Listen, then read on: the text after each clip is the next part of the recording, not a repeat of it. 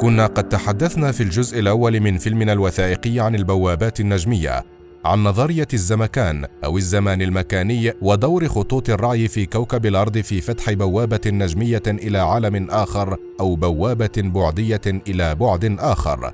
ابقوا معنا. نرحب بآرائكم ومقترحاتكم التي تتوافق مع سياسة قناتنا فيما هو مرتبط بالمواضيع التي من الممكن أن نعرضها عليكم. شكرا لكم.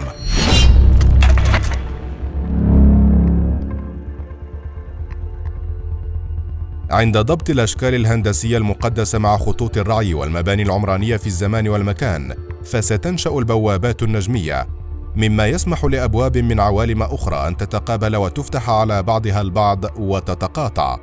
التقاطع مثله مثل كل شيء يمكن أن يكون لغرض إيجابي أو لهدف سلبي. هذه البوابات يمكن أن تفتح من مواقع على الأرض تدعى بالبوابات الدوامية. منطق أكثر تفصيلا يعتقد بأن البوابة النجمية عبارة عن بوابة بعدية بمستويات متعددة، منها ما ينقلك إلى بعد المكان فقط، ومنها ما تسافر خلالها إلى بعدي الزمان والمكان، ومنها ما ينقلك إلى البعد الخامس وهو بعد عالم الجان. كل مستوى أصعب من آخر، فكلما تعددت الإمكانيات كلما صعب الوصول إليها، وأسهلها هو الانتقال من المكان وما يسمى بطي الأرض. هنا تفتح البوابة البعدية بطرق مختلفة كإحداث حركة طاقة لولبية في الأثير باستخدام وسائل تكنولوجيا معينة يتم بها التعامل مع الأثير بواسطة الطاقة. يتم إحداث هذا الانكماش بواسطة توليد طاقة مفاجئة قوية جدا. هذه الحركة المفاجئة تتسبب بحدوث خلل مؤقت طبقا لقانون التأثير المفاجئ الذي نلاحظه عندما نستيقظ من النوم فجأة بسبب كابوس ما في حالة رعب. فيرتد الجسد الأثيري إلى الجسد المادي بسرعة، مما يؤدي إلى آلام جسدية وخوف مؤقت أو غيره من المشاعر السلبية التي يعرفها من عاش تلك التجربة أثناء النوم. بصورة أخرى، في جريان الماء عندما يكون هادئا فإنه تتأثر حركته بوجود عائق ما في طريقه أكثر مما يتأثر بها عندما يكون تأثرا يتحرك بسرعة كبيرة. كذلك الأثير يجب أن تحدث طاقة مفاجئة وقوية جدا لفتح بوابة نجمية. عندما نأتي إلى الجوانب المرتبطة بالثقافات والمعتقدات المختلفة، نجد هناك ما يشير لعبور بوابات نجمية. فمثلا عند الصوفية هناك أشخاص اشتهروا عند أتباعهم بالكرامات، ومن تلك الكرامات انتقال ذلك الشخص من مكان إلى مكان آخر في زمن قياسي، وكأنه طوى الأرض ما بين المكانين بطي الزمان والمكان معا. من منطق العلم لهذا الطاوي فإنه لديه قدرات نفسية وطاقة روحية تختلف عنها لدى الشخص العادي، حيث إنه مؤهل لإحداث طاقة قوية وأيضا مؤهل لاستقبالها والتحكم فيها، مما يجعله يتحكم بالمحيط من حوله فيطوي المكان والزمان ليكون في مكان آخر. إذا كانت البوابات النجمية هي وسيلة للانتقال من مكان في عالم نعيش فيه إلى عالم آخر بعيد كل البعد عن عالمنا، ربما في كواكب أخرى على نفس المجرة التي يعتبر كوكب الأرض ضمن نطاقها، وربما في كوكب آخر ضمن مجرة أخرى.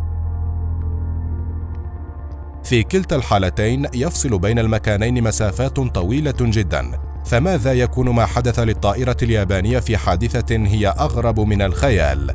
ابقوا معنا. من القصص المعروفة كتاب القرآن الكريم، وهو الكتاب المقدس لدى المسلمين. قصتان ربما أشارتا بطريقة غير مباشرة إلى الانتقال عبر بوابات نجمية أو بوابات بعدية. فالقرآن الكريم يوضح لنا قصة نبي الله سليمان مع ملكة سبأ اليمنية، وأيضا قصته مع الرجل الذي عنده علم الكتاب في طريقة نقله للعرش من مكانه في اليمن بطرفة عين. عند التأمل في هذه القصة العجيبة نجد أن وجود بوابة زمنية في كل من الموقفين هو أمر وارد لا شك فيه. فكيف لنبي أتاه الله الملك وسخر له الريح والشياطين والجان، ناهيك عن فهمه للغة الطير والنمل والتخاطب معها، إما تخاطرا أو كلاما؟ كيف له بألا يسمع عن وجود مملكة بالقرب منه وتقع على الجزء الجنوبي من شبه الجزيرة العربية، بينما مملكته تقع في فلسطين وفي عاصمتها القدس؟ أي أن المعرفة بوجود دولة بالقرب منه ربما تشترك معه في الحدود أمر لا بد منه. ومع هذا نجد طائر الهدهد يقول له: فمكث غير بعيد فقال: أحطت بما لم تحط به وجئتك من سبأ بنبأ يقين. حسب النص الإلهي في كتاب القرآن الكريم، فالهدهد يقول للنبي سليمان سلام الله عليه عندما سأل عن سبب غيابه بأنه تأخر لأمر كبير، حيث إنه أحاط أو علم ما لا يعلمه الملك النبي سليمان، وهذا يؤكد بأن مملكة سبأ اليمنية كانت غير موجودة ضمن نطاق المعرفة لملك أورشليم، رغم أنهما ضمن منطقة جغرافية إقليمية.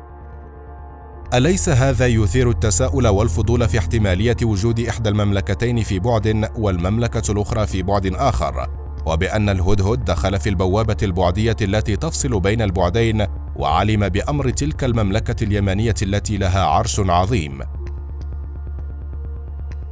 الجانب الآخر في قصة نبي الله سليمان هو عندما طلب من مستشاريه ومساعديه نقل ذلك العرش العظيم الذي وصفه الهدهد إليه، فتكفل أحدهم بأن ينقله إليه قبل أن يرتد إليه طرفه، أي في غمضة عين. ألا يعني ذلك بأن هذا الشخص استطاع طي الزمان والمكان بين المكانين ونقل العرش بطريقة ما في زمن قياسي جدا؟ من القصص الغريبة والمحيرة هي تلك التي حدثت في عام 1967 وأثناء تحليق طائرة ركاب يابانية في طريقها إلى سياتل في الولايات المتحدة الأمريكية. دخلت هذه الطائرة داخل غيمة كانت على خط مسار الطيران الذي كانت تسافر عليه. في حالات مشابهة عادة ما تخرج الطائرة من الغيمة بعد مرور زمن لا يتجاوز الثواني، لكن ما حدث شيء يخالف كل قواعد المنطق وقوانين الفيزياء التي نعرفها، إذ إن الطائرة استمرت بالطيران داخل هذه الغيمة لمدة 3 ساعات، وكان كل شيء ساكنا حول الطائرة خلال هذه 3 ساعات، لدرجة ظن طاقم الطائرة والركاب بأنهم سيبقون عالقين بهذا الحال إلى الأبد. فكل من كان على الطائرة لا يعرف هل كانت الطائرة تتحرك أصلاً أم أنها كانت ساكنة. بعد خروج الطائرة من هذه الغيمة ووصولها إلى وجهتها، حينها عرف كل من عليها بأنهم تأخروا 3 ساعات عن الموعد المحدد للوصول، ولا يعرف أحد ماذا حدث إلى يومنا هذا. حادثة أخرى محيرة حدثت لبعثة بريطانية في عام 96 900 وألف خلال زيارة بحثية للقطب الشمالي لدراسة المتغيرات المناخية هناك. بدأ الاختبار بإطلاق بالون هوائي فوق نقطة محور الأرض مثبت عليه أجهزة قياسات. تم ربط البالون بحبل طويل لسحبه كل 3 أيام لأخذ قراءة قياسات الأجهزة. بعد أول إنزال للبالون كانت المفاجأة بأن تواريخ أجهزة القياسات رجعت لعام 1965، وقد اعتبروه وقتها خطأ فنيا بسبب عطل في الأجهزة، وتم إعادة صيانتها وإطلاقها مرة أخرى.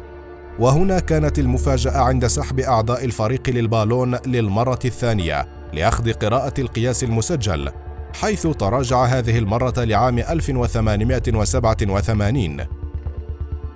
قام العلماء بعدها بتجربة إطلاق البالون في نقطة أخرى غير هذه النقطة، ووجدوا قراءة أجهزة القياس مضبوطة وقراءتها كما هو متوقع من قبل. كانت هذه الحادثة الغريبة بالنسبة للعلماء ممن يؤمنون بالسفر عبر الزمن تأكيدا لهم ليعلنوا عن وجود بوابات زمنية في نقطة التعامد على محور الأرض في القطب الشمالي، المنطقة التي أطلق عليها البالون. تبقى البوابات النجمية أو البوابات الزمنية أو أيا كان اسمها حقيقة لا مجال لإنكارها، لكن ما توصل إليه العلم بخصوصها لا يزال متأخرا جدا، لأنه ببساطة يقف عاجزا عن تفسير كثير من الحوادث المرتبطة بها، ليبقى الأمر مجرد نظريات وافتراضات يصعب إثباتها.